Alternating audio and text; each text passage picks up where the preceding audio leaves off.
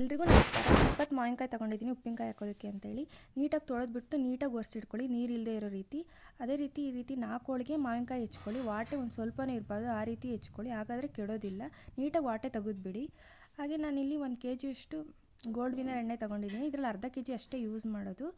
ಒಂದು 20 ಮಾವಿನಕಾಯಿ ಆಗಿರೋದ್ರಿಂದ ಒಂದು 2 ಸ್ಪೂನ್ ಅರಿಶಿನ ಯೂಸ್ ಮಾಡ್ತೀವಿ. ಒಂದು 200 ಗ್ರಾಮಷ್ಟು ಖಾರದ ಪುಡಿ ತೊಗೊಂಡಿದ್ದೀನಿ. ಒಂದು 150 ಗ್ರಾಮಷ್ಟು ಸಾಸಿವೆ ತೊಗೊಂಡಿದ್ದೀನಿ. ಒಂದು 40 ಗ್ರಾಮಷ್ಟು ಮೆಂತೆಕಾಳು ತೊಗೊಂಡಿದ್ದೀನಿ. ಒಂದು 2 ಹಿಡಿ ಕಲ್ಲುಪ್ಪು ತೊಗೊಂಡಿದ್ದೀನಿ. 1 ಹಿಡಿಯಷ್ಟು ಬೆಳ್ಳುಳ್ಳಿ ತೊಗೊಂಡಿದ್ದೀನಿ. ಹಾಗೆ ನೀಟಾಗಿ 4 ಹೋಳಿಗೆ ಆಗೋ ರೀತಿ ಮಾವಿನಕಾಯಿನ ಹೆಚ್ಚಿಟ್ಕೊಂಡಿದ್ದೀನಿ. ಹಾಗೆ ಇಲ್ಲಿ ಸಾಸಿವೆನ ಪುಡಿ ಮಾಡೋದಕ್ಕೆ ಅಂತೇಳಿ ಒಂದು ಮಿಕ್ಸಿ ಜಾರಿಗೆ ಹಾಕ್ಕೊತಾ ಇದ್ದೀನಿ. ಈ ರೀತಿ ನೀಟಾಗಿ ಪೌಡ್ರ್ ಮಾಡ್ಕೊಂಬಿಡಿ. ಹಾಗೆಯೇ ಮೆಂತೆಕಾಳು ಒಂದು ಅರ್ಧ ತೊಗೊಂಡು ಅದನ್ನು ಪೌಡ್ರ್ ಮಾಡ್ತಾಯಿದ್ದೀನಿ. ಇನ್ನು ಅರ್ಧನ ನಾವು ಒಗ್ಗರಣೆಗೆ ಯೂಸ್ ಮಾಡ್ತಾಯಿದ್ದೀವಿ. ನೆಕ್ಸ್ಟ್ ನಾನಿಲ್ಲಿ ಒಂದು ಅರ್ಧ kg ಅಷ್ಟು ಎಣ್ಣೆನ ನಾನಿಲ್ಲಿ ಒಂದು ಬಾಟ್ಲಿಗೆ ಕಾಯೋದಕ್ಕೆ ಇಟ್ಕೊಳ್ತಾ ಇದ್ದೀನಿ. ನೋಡ್ಬೋದು, ಒಂದು ಅರ್ಧ kg ಅಷ್ಟೇ ತೊಗೊಂಡಿರೋದು. 20 ಮಾವಿನಕಾಯಿ ಆಗಿರೋದ್ರಿಂದ ಅರ್ಧ kg ತೊಗೊಂಡು ಕಾಯಿಸ್ತಾ ಇದ್ದೀವಿ. ಹಾಗೆಯೇ ಇಲ್ಲಿ ಸೈಡಿಗೆ ನಾನು ಕಲ್ಲುಪ್ಪನ್ನ ಸಣ್ಣಗೆ ಮಾಡ್ಕೊಂಡು ಪುಡಿ ಉಪ್ಪು ಥರ ಮಾಡ್ಕೊಳ್ತಾ ಇದ್ದೀವಿ. ಈಗ ಮಾಡಿದರೆ ಬೇಗ ಕರಗುತ್ತೆ ಅಂತೇಳಿ ಉಪ್ಪನ್ನ ಪುಡಿ ಉಪ್ಪು ಮಾಡ್ಕೊತಾ ಇದ್ದೀನಿ ನಾನು, ಕಲ್ಲುಪ್ಪನ್ನ. ಹಾಗೆ ಬೆಳ್ಳುಳ್ಳಿನ ಸ್ವಲ್ಪ ಮೈ ನೋಯಿಸ್ತಾ ಇದ್ದೀವಿ, ಫ್ಲೇವರ್ ಚೆನ್ನಾಗಿ ಬಿಟ್ಕೊಳ್ಳುತ್ತೆ.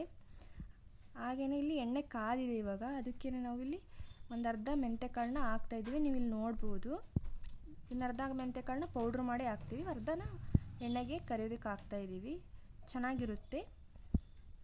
ಹಾಗೆ ಒಂದು ಅರ್ಧ ಬೆಳ್ಳುಳ್ಳಿನೂ ಒಂದು ಸ್ವಲ್ಪ ಬೆಳ್ಳುಳ್ಳಿ ಫ್ಲೇವರ್ ಬಿಟ್ಕೊಳ್ಳಿ ಅನ್ನೋ ಕಾರಣಕ್ಕೆ ಒಂದು ಸ್ವಲ್ಪ ಬೆಳ್ಳುಳ್ಳಿನೂ ಹಾಕ್ತಾಯಿದ್ದೀವಿ. ಈ ಬೆಳ್ಳುಳ್ಳಿ ಹಾಕಿದ ಮೇಲೆ ಈ ಎಣ್ಣೆನ ತೊಗೊಂಡೋಗಿ ಈ ಬಾಣಲಿನ ನೀರಲ್ಲಿ ಇಟ್ಬಿಡಿ. ಈ ರೀತಿ ಎಣ್ಣೆ ತಣ್ಣಗಾಗಲಿ ಅನ್ನೋದಕ್ಕೋಸ್ಕರ.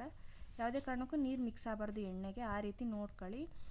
ಹಾಗೆ ಇಲ್ಲಿ ಮಾವಿನಕಾಯಿ ಹೆಚ್ಚಿಟ್ಕೊಂಡಿದ್ವಲ್ಲ, ಅದಕ್ಕೆ 2 ಹಿಡಿ ಆ ಪುಡಿ ಮಾಡಿದ್ವಲ್ಲ ಏನು ಉಪ್ಪಿದೆ ಅದನ್ನು ಹಾಕಿ ನೀಟಾಗಿ ಮಿಕ್ಸ್ ಮಾಡ್ಕೊಳ್ಳಿ.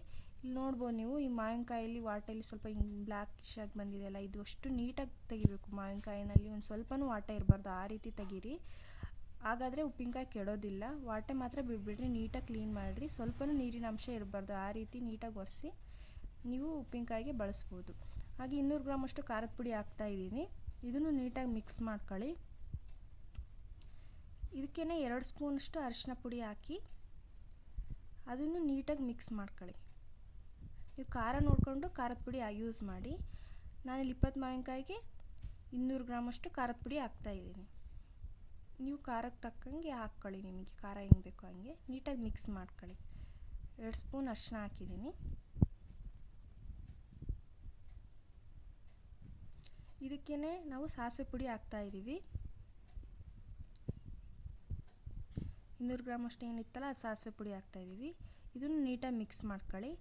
ಆಮೇಲಿಂದ ಮೆಂತೆ ಪುಡಿ ಹಾಕ್ಕೊಳ್ಳಿ ಇದಕ್ಕೆ. ನೆಕ್ಸ್ಟ್ ಇನ್ನು ಅರ್ಧ ಮೆಂತೆ ಪೌಡ್ರ್ ಮಾಡ್ಕೊಳಕ್ಕೆ ಇಟ್ಕೊಂಡಿದ್ವಲ್ಲ, ಅರ್ಧ ಮೆಂತೆಕಾಳು, ಅದನ್ನು ಪೌಡ್ರನ್ನ ಹಾಕಿ ಉಳಿದಿರೋದಷ್ಟು ಹಾಕಿ ನೀಟಾಗಿ ಮಿಕ್ಸ್ ಮಾಡಿ ಒಂದು ಪ್ಲಾಸ್ಟಿಕ್ ಬಾಕ್ಸು ಇಲ್ಲ ಪಿಂಗಾಣಿ ಬಾಕ್ಸು ಅದ್ರೊಳಗಡೆ ಹಾಕಿ. ಒಂದು ಸ್ವಲ್ಪ ನೀರಿರಬಾರ್ದು, ಆ ರೀತಿಯಾಗಿ ಕ್ಲೀನ್ ಮಾಡ್ಕೊಳ್ಳಿ ಪ್ಲಾಸ್ಟಿಕ್ ಬಾಕ್ಸ್ ಒಳಗಡೆ. ಇಲ್ಲಾಂದರೆ ನೀರಿತ್ತು ಅಂದರೆ ಉಪ್ಪಿನಕಾಯಿ ಕೆಡುತ್ತೆ.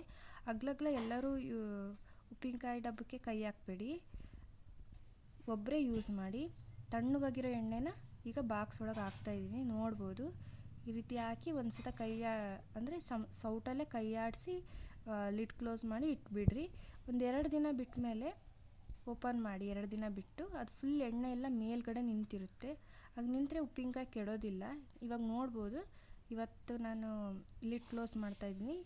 ಆಫ್ಟರ್ 2 ಡೇಸ್ ನಾನು ನಿಮಗೆ ತೋರಿಸ್ತೀನಿ. ಉಪ್ಪಿನಕಾಯಿ ಎಲ್ಲ ಸ್ವಲ್ಪ ಕೆಳಗಡೆ ಹೋಗಿರುತ್ತೆ, ಎಣ್ಣೆ ಎಲ್ಲ ಮೇಲ್ಗಡೆ ಬಂದಿರುತ್ತೆ. ಈ ರೀತಿಯಾಗಿ ಯೂಸ್ ಮಾಡಿ ನೀವು ನೋಡಿ.